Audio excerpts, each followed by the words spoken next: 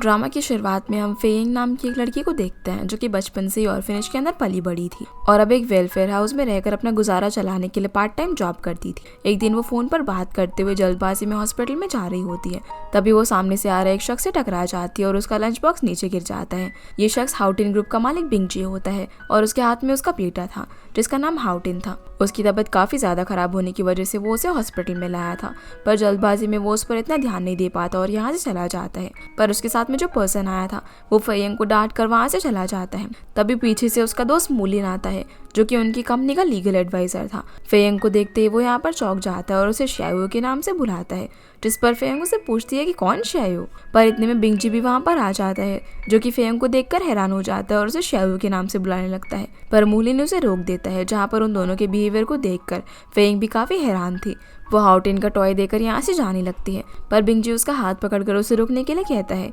इतने में उसे हॉस्पिटल स्टाफ बुला लेता है, इसलिए उसे यहाँ से जाना पड़ता है। फिर मूलिन यहाँ पर बिंगजी के बिहाफ पर फेयंग से माफी मांगता है और जाते हुए उसे उसका नाम पूछता है, पर वो उसे बताने से मना कर देती है। तभी वहाँ पर उसकी दोस्त शानशान आती है और उसका नाम पुकारती है, जिस वजह से मूलिन उसका नाम जान जाता है और फिर अपने इंट्रोडक्शन देकर उसे अपना कार्ड भी देता है। पर फेयंग इसके अंदर कुछ खास इंटरेस्ट नहीं दिखाती। मूलिन कहता है कि उन्हें जब भी कोई क्वेरी हो तो वो उसे कॉल कर सकती है। फिर मूलिन के जाने के बाद शानशान बहुत ज़्यादा खुश होती है क्योंकि वो तो इतनी बड़ी कंपनी के अंदर काम करता था। इसके बाद शानशान के पूछने पर फेयंग बताती है कि वो यहाँ पर डीन की मॉम से मिलने के लिए आई है। दूसरी ओर डॉक्टर बिंगजी को बताते हैं कि हाउटिन खतरे से बाहर है, पर उसके बचने के चांसेस कम है और अगर वो फिर से बीमार हुआ तो उन्हें सर्जरी करनी होगी। वहीं शानशान फेयंग को बताने लग जाती है कि अब तो मूलिन की कंपनी के अंदर जॉब कर ही लेगी क्योंकि उसने खुद ही आगे से उसे काट दिया था। पर फिर वो यहाँ से चली जाती है क्योंकि उसके पेट में दर्द हो रहा था और उसे डॉक्टर को भी चेक कराना था। दूसरी तरफ डॉक्टर बिंगजी को कहता है कि हाउटिन की एज कम होने की वजह से उसके अंदर इमोशंस की कमी है और अगर उसके इमोशंस यानी कि वो उसकी खुशियों को वापस ला पाएगा तो उनके लिए उसका इलाज करना काफी आसान हो जाएगा। जिस वजह से मूलिन भी बिंगजी को यही समझाता है कि अब बिंगजी को हाउटिन के लिए एक फैमिली जैसा एनवायरनमेंट बनाना चाहिए, जिसका मतलब ये था कि हाउटिन को अपनी मॉम की जरूरत थी। तभी हाउटिन अपनी मॉम को बुलाते हुए होश में आ जाता है और बिंगजी से बोलता है कि वो अपने प्रॉमिस कभी भी पूरा नहीं करता है क्योंकि हाउटिन को अपनी मॉम से मिलना था। असल में हाउटिन की मॉम यानी कि बिंगजी की वाइफ बिल्कुल फेयंग की तरह दिखती थी, इसीलिए जब बिंगजी और मूलिन फेयंग से मिले तो वो लोग उसे श्याओ समझ रहे थे, पर असल में वो नहीं थी। श्याओ की किसी रीजन की वजह से डेथ हो गई थी। उसके बाद से ही हाउटिन बीमार रहने लग गया था। अब बिंगजी यहाँ पर मूलिन को फेयंग पर नजर रखने के लिए कहता है। दूसरी तरफ हम ये भी देख पाते हैं कि शानशान की वजह से फेयंग को बिंगजी की ज्वेलरी डिजाइन कंपनी में क्लीनर की जॉब मिल जाती है और उस वक्त फेयंग को इस जॉब की जरूरत भी थी, इसलिए वो उस जॉब के लिए हाँ भी कर देती है। जिसके साथ साथ शानशान उसे कंपनी के स्नैप मास्टर के बारे में बताती है और कहती है कि फेयंग उसे बच कर रहे क्योंकि वो आदमी बिल्कुल भी सही नहीं है, वो लड़कियों की बिल्कुल भी रिस्पेक्ट नहीं करता। जिस पर फेयंग उस वक्त के लिए तो हाँ बोल देती है, पर जब वो अगले दिन अपनी जॉब के लिए जाती है तो स्नैप मास्टर यहाँ पर साइन लेने के बहाने उसका हाथ पकड़ लेता है और उसे जबरदस्ती किस करने की कोशिश करता है। पर वो जल्दी से किसी तरह अपने बैग से पेपर स्प्रे निकालती है और उसकी आंखों पर स्प्रे करके वहां से भाग जाती है। पर जैसे ही वो उसे ढूंढने के लिए अपने ऑफिस से बाहर निकलता है तो वहाँ पर उसे बिंगजी और मूलिन मिल जाते हैं जो कि कंपनी के इंस्पेक्शन के लिए यहाँ पर आए हुए थे। पर वो ये नहीं जानते थे कि फेयंग भी वहाँ पर काम करती है, इसीलिए वो इंस्पेक्शन के बाद वहाँ से चले जाते हैं। इधर फेयंग शानशान को थैंक्स कहती है क्योंकि उसने शानशान के कहने पर ही अपने बैग के अंदर पेपर स्प्रे रखा हुआ था। वो ये भी कहती है कि एक बार अगर वो इस जॉब में सेटल हो गई तो वो स्नैप मास्टर का सच सभी के सामने ले आएगी। अगले दिन फेयंग अपनी डीन मॉम से भी मिलने के लिए जाती है और उन्हें अपनी जॉब के लिए बताती है कि वो एक डिजाइन कंपनी में जॉब कर रही है, जो सुनकर डीन मॉम को बहुत ज्यादा खुशी होती है। पर वो उन्हें ये नहीं बताती कि वो वहाँ पर क्लीनर का काम कर रही है, इसीलिए डीन मॉम को यही लगता है कि फेयंग अपने टैलेंट की कोई जॉब कर रही है, पर असल में वो वहाँ पर साफ सफाई का काम कर रही थी। तभी फ्लोर पे मोप करते वक्त बिंगजी वहाँ पर आ जाता है और वो गलती से मोप पर ही पैर रख देता है जिससे कि वो गिरने वाला था, पर फेयंग उसे पकड़ लेती है जिससे कि वो गिरने से बच जाता है। अब फेयंग को ऐसा करता हुआ देखकर मूलिन और स्नैप मास्टर वहाँ पर आ जाते हैं, जहाँ स्नैप मास्टर फेयंग को डांटता है और जॉब से निकालने ही वाला था। पर तभी मूलिन स्नैप मास्टर को बताता है कि वो फेयंग से पहले भी मिला हुआ है। बेजिंगम उसे यहाँ पर उसे सॉरी बोलने के लिए कहता है, लेकिन स्नैप मास्टर फेयंग को सॉरी नहीं कहता, इसलिए वो यहाँ से चली जाती है और वो मूलिन से बोलती है कि उसे सॉरी की कोई भी जरूरत नहीं है, वो तो बस अपना काम करने के लिए यहाँ पर आई है। जिसके बाद मूलिन उसे एक नई जॉब ऑफर करता है और कहता है कि वो उसे अपनी नई जॉब के लिए 1 लाख सैलरी देगा, पर उसे ये सब मजाक लगता है तो वो मूलिन की पूरी बात सुनती ही नहीं है और वहाँ से चली जाती है, जहाँ से वो सीधा शानशान के पास जाती है और शानशान उसकी काफ़ी तारीफ करती है क्योंकि फेयंग डीन मॉम का भी ध्यान रख रही थी और वो ऑर्फनेज के बच्चों के लिए वेलफेयर हाउस के पैसे भी इकट्ठा कर रही थी ये जॉब करके। जो सब सुनकर फेयंग बहुत ज़्यादा खुश हो जाती है और बोलती है कि वो जल्दी ही पैसा इकट्ठा करके वेलफेयर हाउस बना लेगी। दूसरी तरफ हम देखते हैं कि मूलिन बिंगजी को बताता है कि फेयंग जॉब के लिए नहीं मान रही है, तो बीजिंग उसका मजाक उड़ाता है और कहता है कि वो लॉयर होकर भी एक लड़की को जॉब के लिए नहीं मना पाया। मूलिन भी अब बीजिंग को कहता है कि वो भी तो इतना स्मार्ट और इंटेलिजेंट है, तो वो भी तो उसे मना सकता है ना। जिसके बाद हम चांचन को फेयंग से बात करता हुआ देखते हैं और वो फेयंग को उनकी कंपनी में होने वाला डिज़ाइन कंपटीशन के बारे में बताती है और कहती है कि उसके अंदर भी बड़े डिज़ाइन बनाने का बहुत टैलेंट है, तो वो भी उसमें पार्टिसिपेट कर सकती है और जो भी इसे जीतेगा उसका प्राइस था 5 मिलियन। इसीलिए फेयंग भी पार्टिसिपेट करने के लिए हाँ बोल देती है क्योंकि उसे पैसों की ज़रूरत थी। आगे हम देखते हैं कि बिंगजी अपनी फैमिली फोटो को देखकर शाओ को याद कर रहा था। तभी मूलिन वहाँ पर आ जाता है जो कि फेयंग की सारी इन्फॉर्मेशन निकाल कर लाया हुआ था। वो बीजिंग को बताता है कि वो एक ऑर्फनेज में बड़ी हुई है और उसे अपनी पढ़ाई भी एक डिज़ाइन स्कूल से पूरी करी, पर अब वो सिर्फ पार्ट टाइम जॉब कर रही थी। जिससे बिंगजी को पता चल जाता है कि उसकी शक्ल सिर्फ शाओ से मिलती है और बाकी फेयंग का शाओ से कुछ भी लेना देना नहीं है। दूसरी तरफ फेयंग डीन मॉम के साथ होती है और वो अपने बर्थडे के बारे में उनसे बात कर रही थी, जहाँ वो उन्हें कहती है कि ऑर्फनेज के सारे बच्चों का बर्थडे एक ही दिन आता है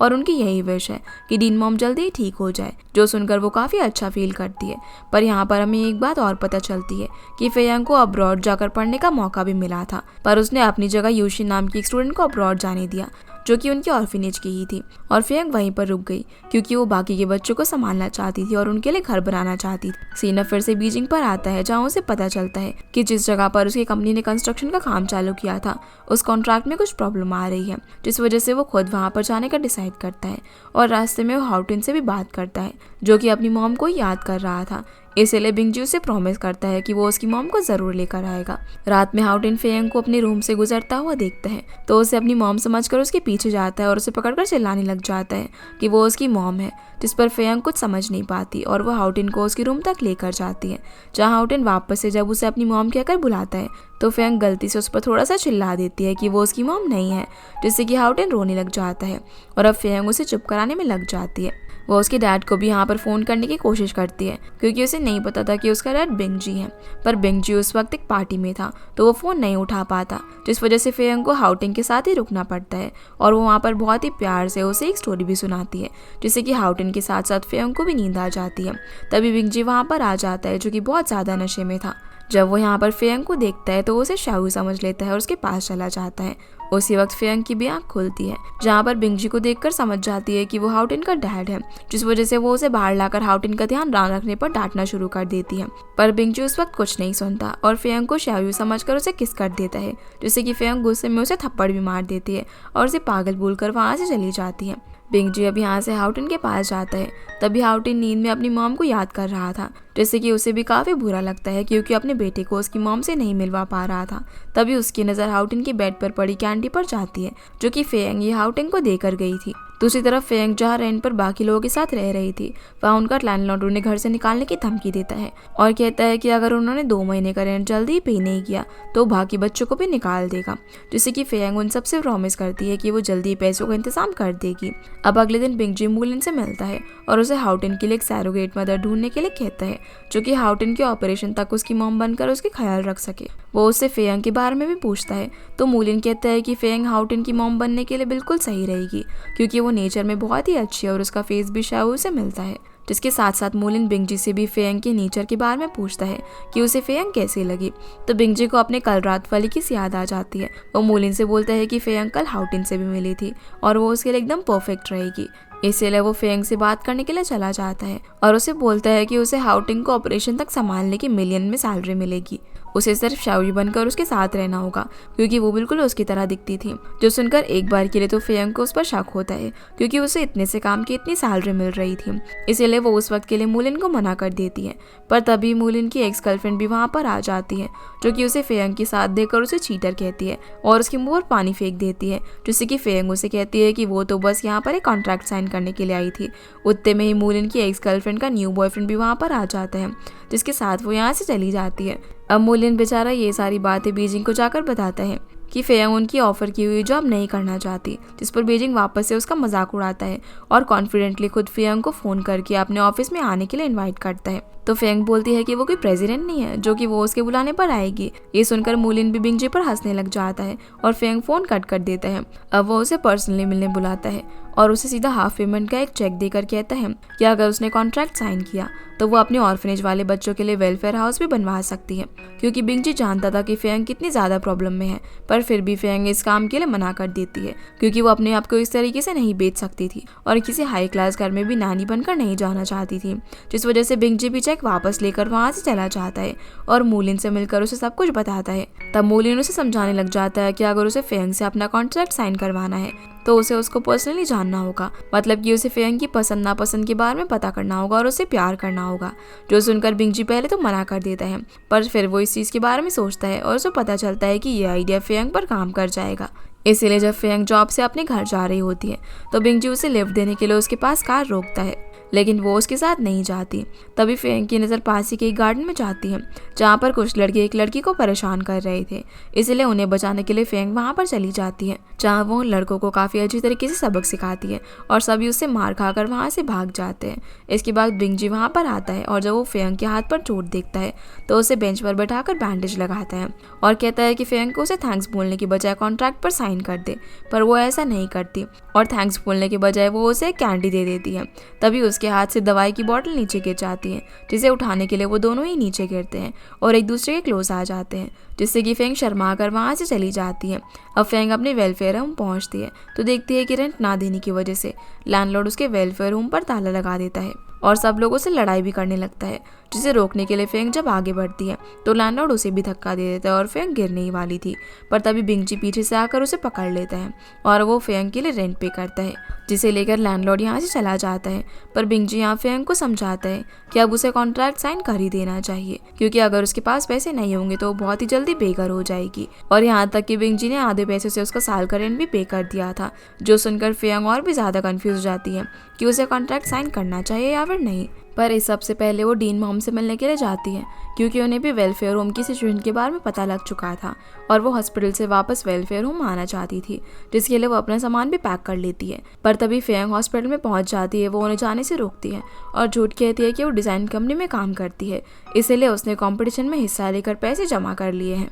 इसलिए अब डीन मॉम हॉस्पिटल में थोड़े और दिन रुकने के लिए मान जाती है और फेंग को यूशिन से कॉन्टैक्ट करने के लिए भी कहती है, जिसके लिए वो उन्हें हाँ कर देती है। और फेंग को रात को सोते वक्त बहुत बुरे सपने आते हैं, जहाँ वो अपने डैड का एक्सीडेंट होते हुए देखती है, जो कि उसे एक्सीडेंट से बचाने के चक्कर में खुद कार से टकरा गए थे, इसीलिए उनकी मौत हो गई। ये सब देखकर वो रोते हुए नींद से जागती है, जिसके अगले दिन वो मोलिन के साथ बैठकर वही कॉन्ट्रैक्ट साइन कर देती है, क्योंकि उसके पास और कोई रास्ता नहीं था। फिर मोलिन उसे हाउटिन की मॉम बनने की ट्रेनिंग देता है और उसे समझाता है कि उसे पूरे दिल और दिमाग से हाउटिन की मॉम बनना पड़ेगा, क्योंकि हाउटिन बहुत ही इंटेलिजेंट था और वो एक गलती से पता लगा सकता था कि फेंग उसकी मॉम नहीं है। अब जब फेंग पहली बार बिंगजी के घर जाती है तो हाउटिन भी उसका वेलकम करता है, जहाँ वो हाउटिन के लिए बहुत सारे टॉयज भी लेकर आई हुई थी। वो एक कैंडी देकर बोलती है कि वो उसे छोड़कर नहीं जाएगी, जिससे कि हाउटिन फेंग का हाथ पकड़कर उसे अपने डैड के हाथ में दे देता है और काफी खुश होता है, क्योंकि उसे अपनी फैमिली वापस मिल चुकी थी। अब रात को बिंगजी और फेंग को एक ही रूम के अंदर सोना था, तो वो एक दूसरे से लड़ाई करने लग जाते हैं कि फ्लोर पर कौन सोएगा और बेड पर कौन सोएगा।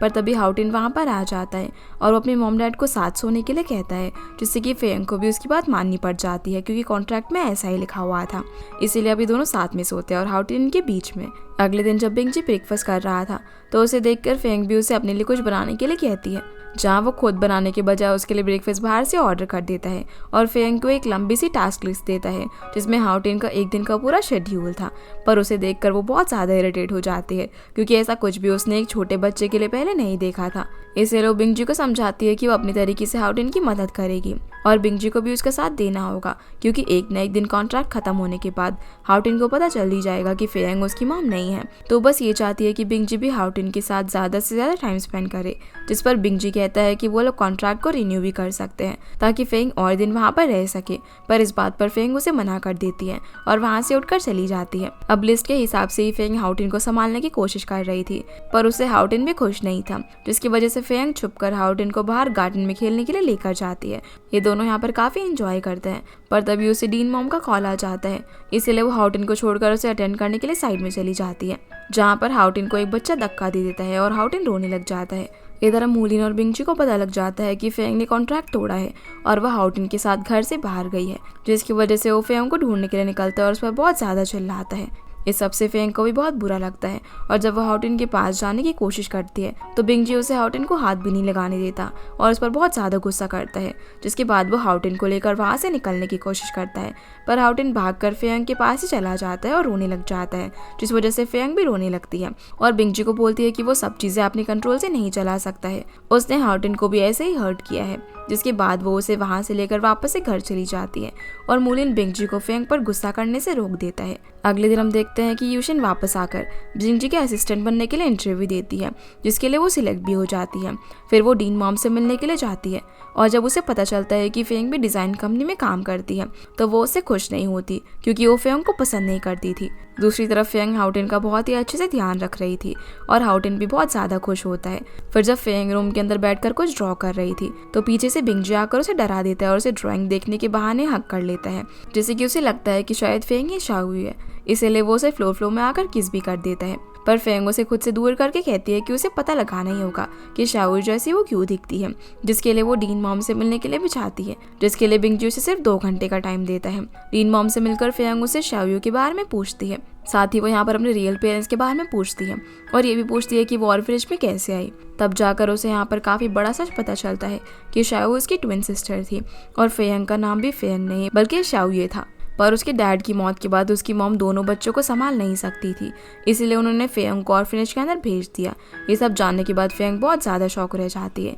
और उसके साथ साथ वो बहुत ज़्यादा खुश भी थी, क्योंकि उसकी एक फैमिली थी। अब वो यहाँ से यूशिन से मिलने के लिए जाती है ताकि वो कंपटीशन में हिस्सा ले सके, पर वहाँ पर यूशिन उसे क्लीनर होने की वजह से बहुत ज़्यादा इंसल्ट करती है और कहती है कि वो ऑफिस में किसी को भी नहीं बताए कि वो दोनों एक दूसरे को जानते हैं। जो सब देखकर फेंग को थोड़ा सा बुरा लगता है और अपने डिज़ाइन सबमिट करके यहाँ से चली जाती है, पर उसके जाने के बाद यूशिन फेंग की डिज़ाइन सबमिट नहीं करती और उस पर अपना नाम लिख देती है। अब हमें यहाँ पर यह भी पता चलता है कि असल में फेंग को जो सपने के अंदर पर्सन दिखाई दिए थे वो उसके डैड नहीं थे, बल्कि वो यूशिन के डैड थे, क्योंकि यूशिन के डैड ने बहुत ज़्यादा लोन ले रखा था और उससे वो चुका नहीं पाए। इसी वजह से वो यूशिन को ऑर्फनेज के अंदर छोड़ गए थे। पर जाते वक्त उन्हें रास्ते के अंदर फेंग रोड पर चलते हुए दिखाई देती है, जिसे कार एक्सीडेंट में बचाने के चक्कर में वो खुद मारे गए और यही वजह थी कि यूशिन फेंग से हेट करती थी। तो इस वजह से वो कंपटीशन में से फेंग का नाम भी स्नैप मास्टर की मदद से हटवा देती है। दूसरी तरफ फेंग को पता चल चुका था कि शाओयू उसकी बहन थी और हाउटिन उसकी बहन का बेटा है, जिस वजह से वो उसे संभालने के लिए खुशी खुशी घर चली जाती है।